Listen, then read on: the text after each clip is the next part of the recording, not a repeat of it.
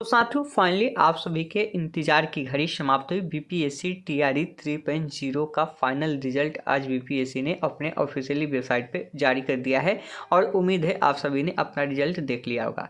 जिनका सिलेक्शन हो गया है उन्हें बहुत बहुत बधाई, और जिनका नहीं हो पाया है परेशान होने की जरूरत नहीं है। आगे आपको क्या करना है उसके बारे में भी हम बात करेंगे। और आज हम लोग इस वीडियो में स्पेशल बात करने वाले हैं कटअप को लेकर। जो आपकी कटअप जारी हुई है, कितना कितना कटअप है, और उस कटअप में जो आपकी डेट ऑफ बर्थ है या आपका पार्ट 1 हो या 6 to 8 में देखेंगे, पार्ट 2 और पार्ट 3 दिया है। ये सब है क्या? एक तो आपका रिजल्ट है जो आपका कटअप है, उसके अलावा कई सारे विकल्प भी दिए गए हैं और कहीं कहीं जगह पे टाइप ब्रेकर का इस्तेमाल किया गया है। तो ये सब क्या है, इसी चीज़ को हम आपको इस वीडियो के माध्यम से समझाने वाले हैं। तो वीडियो को आप अंत तक जरूर देखें। वीडियो शुरू करने से पहले मैं आपसे एक छोटा सा रिक्वेस्ट करना चाहूँगा कि आप अभी तक इस चैनल पर नए हैं तो आप इस चैनल को सब्सक्राइब कर ले और बेल आइकन को दबा दें ताकि ऐसे ही लेटेस्ट वीडियो मिलता रहे। चलिए शुरू करते हैं। तो साथियों फाइनली आप सभी अपने स्क्रीन पे जो देख पा रहे होंगे यह आपका पीआईटी का है, यानी कि 1 to 5 का है। सबसे पहले बात करते हैं कि इसमें सीट में भी आपको कमी देखने को मिला है। आपको पता है कि जब आपका विज्ञापन आया था तो उस समय आपके विज्ञापन में 28,026 पद थे। कितने पद थे? 28,026 पद थे जब आपका विज्ञापन आया था। फिर उसके बाद आप देखेंगे कि फिर से रोस्टर जारी किया गया, नया जब रोस्टर जारी किया गया तो आपको पता है कि 25,505 सीटों पे आपका रोस्टर जो है जारी किया गया, यानी कि 28 विज्ञापन में था, 25,500 सीटें यहाँ पे था। इसके अलावा बात करेंगे अभी जो आपका रिजल्ट आया है, तो रिजल्ट में आप देख सकते हैं कि यहाँ पे आप देखिएगा तो 18,641 जो है ये आपका किसका है? जनरल का है। आपको पता है कि जनरल में कितनी सीटें थी? तो 19,842। शुरू में कितनी सीटें थी? 21,771। यानी कि आप सोचिए उम्मीद इससे कितना सीटें कम है, यानी कि 18,641 सीटों पर रिजल्ट आया है। और इस बार भी जब रोस्टर आया है तो 19,842 आया है, और शुरू में जब आपका रोस्टर आया था तो 21,771 था। अगर ये सीटें और भी होती, 3,000 जो सीटें माइनस हुई है और जितनी सीटों पर रिजल्ट नहीं मिला है, तो जिनका 1 नंबर से नहीं हुआ है, जिनका डेट ऑफ बर्थ से नहीं हुआ है, तो कहीं ना कहीं इनका सिलेक्शन हो जाता अगर यह सीटों में कमी नहीं की जाती तो। और यह सीटें जो है खास करके कब की गई है, तो कब की गई है, तो यह किया गया है एग्ज़ाम के बाद, जो कि सरासर गलत किया है गवर्नमेंट ने।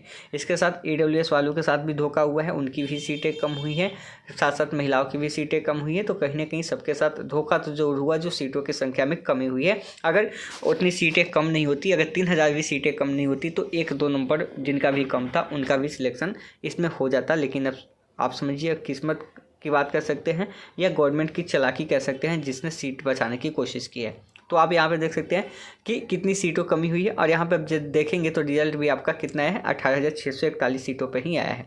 ठीक है, तो टोटल आपका 21,000 समथिंग से आपका रिजल्ट आया है। यानी कि आप देखिएगा, समझिए कि 28,000 विज्ञापन में था और अभी देखेंगे तो 21,000 प्लस आपका सीटों पर रिजल्ट ही आया है। ठीक है, 21,000 कुछ आया है। अब जब ज्वाइन होगा तो ज़रूरी है कि इसमें देखिए कई स्टूडेंट का कई जगह पे मतलब सिलेक्शन हुआ होगा, 2 जगह में 1 to 5 और 6 to 8 में, तो वहाँ पे सिलेक्शन हुआ होगा तो छोड़ेंगे। तो करीब देखिएगा ज्वाइन करते करते समय से 15-17 हज़ार स्टूडेंट ही इसमें ज्वाइन कर पाएंगे। बाकी सीटें 10,000 के आसपास सीटें ऐसे ही खाली रह जाएगी, जो कि फिर अगली वैकेंसी में जो है जुड़ जाएगी। अब तो इसी कटअप की हम चर्चा करते हैं। यहाँ पे कटअप को लेकर आप सभी काफ़ी परेशान थे कि इसमें समझ नहीं आ रहा। देखिए यहाँ पीआईटी का कटअप है, ऐसे ही आप चीज़ें समझ लीजिएगा। आप 6 to 8 के लिए भी देखिए यहाँ पे आपको समझना है कि कटअप, यहाँ पे आपका कटअप जो दिया गया है पार्ट 1 और cutoff of date of birth के रूप में दिया गया है। आखिर ये क्यों दिया गया है? आखिर ये 2 कटअप क्यों हैं? ठीक है, क्योंकि अगर कटअप की बात करें तो आपको पता है कि सबसे पहले अच्छे से समझिएगा। आपको पता है कि पीआईटी का पेपर जो होता है आपका 120 नंबर का होता है। कितने का होता है? 120 नंबर का आपका जनरल पेपर होता है, जिसको जीएस बोलते हैं।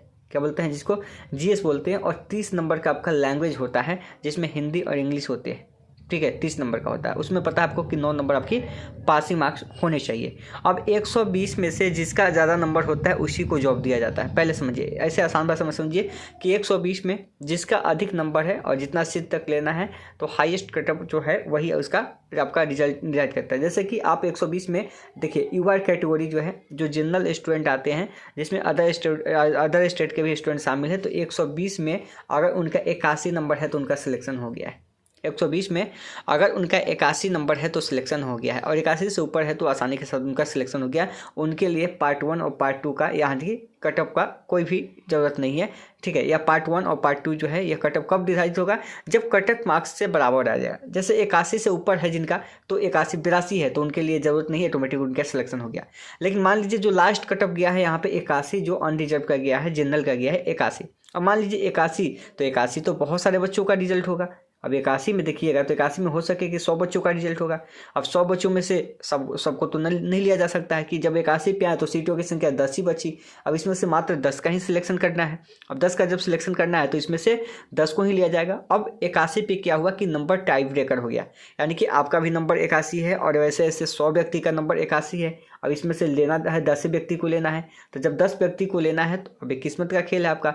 तब आपका पार्ट 1 देखा जाता है। पार्ट 1 जो आपका देखा जाता है, जैसे कि आपका लैंग्वेज है, जो हिंदी और इंग्लिश आपकी लैंग्वेज थी, आपको पता है उसमें मिनिमम पासिंग 9 है, तो यहाँ पे ये देखा जाता है कि आपका मिनिमम पासिंग 9 है कि नहीं।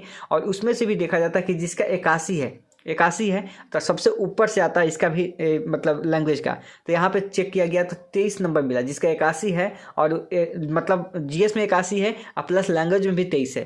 ठीक है, तो वैसे वैसे कैंडिडेट मिले तो पहले उनका सिलेक्शन कर दिया गया।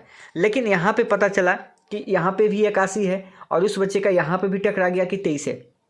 ठीक है, अब दोनों जगह टकरा गया, यानी कि 2 व्यक्ति यहाँ पे भी टकरा गया, 23 इसका भी है, दूसरे व्यक्ति का भी 23 है। अब ये भी बराबर हो गया तो ये भी टाई ब्रेकर हो गया।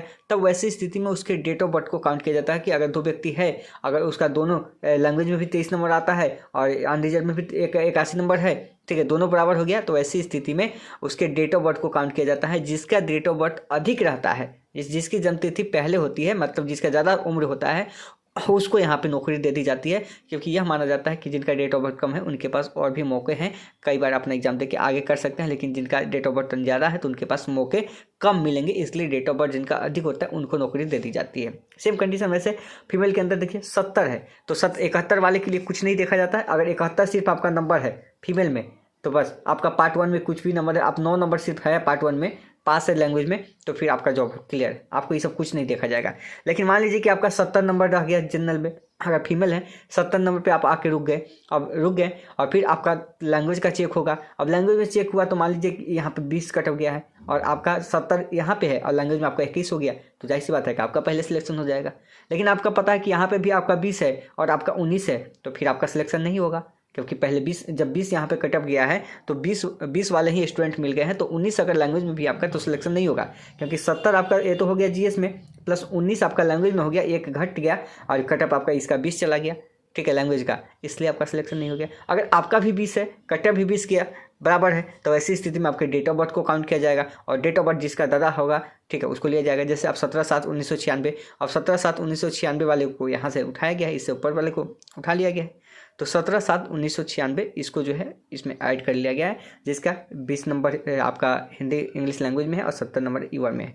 वैसे ही आप सभी कैटेगरी का जो है यहाँ पे देख सकते हैं, इसी तरीके से आपके कटअप जो है डिसाइड होते हैं। वैसे ही आप बात करेंगे कि पार्ट 1, पार्ट 2 और पार्ट 3 आप बात करेंगे 6 to 8 में, तो उसमें आप अलग अलग पार्ट में देखते हैं ना, तो वहाँ पर भी निर्धारित किया जाता है, कि अगर पार्ट 1 आपका बराबर हो गया, किसी का 80 नंबर है मान लीजिए, पार्ट 1 में भी उसका बराबर हो गया तो फिर उसका पार्ट 2 चेक होगा, पार्ट 2 में भी बराबर हो गया तो उसका पार्ट 3 होगा, पार्ट 3 में भी बराबर हो गया तो उसके कटअप पे मतलब चेक किया जाएगा डेट ऑफ बर्थ पे, और उसी के आधार पे आपका रिजल्ट जो है दिया जाता है। तो उम्मीद है कि आप जो है कटअप के एनालिसिस को समझ गए होंगे। आप सभी काफ़ी परेशान थे कि कटअप में ये है क्या, इसकी ज़रूरत तब पड़ती है जब आपका नंबर जो है बराबर हो, जब किसी का नंबर बराबर हो, वैसी स्थिति में पार्ट 1 की या cutoff of date of birth की ज़रूरत पड़ती है। अगर नंबर अधिक है, जिसका नंबर 81 कटअप गया, जिसका 82 नंबर है, ऐसे ही सिलेक्शन हो गया, 83-84 ऐसे सिलेक्शन हो गया। हाँ, लैंग्वेज यहाँ पे कटअप 23 किया है, ठीक है, तो उस यहाँ पे 23 इनका होना चाहिए, यानी कि मिनिमम 82 है तो उसके लिए लैंग्वेज, अगर मान लीजिए किसी का नंबर 82 है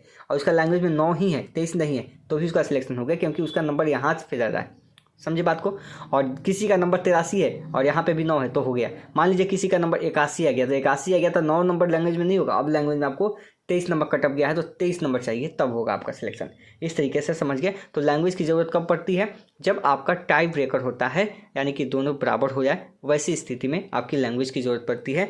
तो आप समझिए कि जिसका 81 कटअप गया होगा, ठीक है, और उसका और भी बच्चे का 81 होगा और उसका टाई ब्रेकर हो गया होगा, और 23 भी अगर है और 23 पे भी टाई ब्रेकर हुआ होगा और डेट ऑफ बर्थ के साथ किसी दूसरे का सिलेक्शन हुआ होगा, तो कितनी दुख की बात है। और यहाँ पे सीटों की संख्या कम करने की वजह से हुआ है, नहीं तो वैसे ऐसे लोगों का सिलेक्शन जरूर हो जाता जिनका 1-1-2 नंबर कम था। अब सप्लीमेंट्री रिजल्ट आएगा कि नहीं, इसको लेकर हम आगे नेक्स्ट वीडियो में बात करेंगे। तो चैनल को आप लाइक कीजिए, सब्सक्राइब कीजिए, वीडियो के डिस्क्रिप्शन में व्हाट्सएप ग्रुप टेलीग्राम चैनल का लिंक है, उसे ज्वाइन कीजिए आगे की अपडेट के लिए। मिलते हैं, धन्यवाद।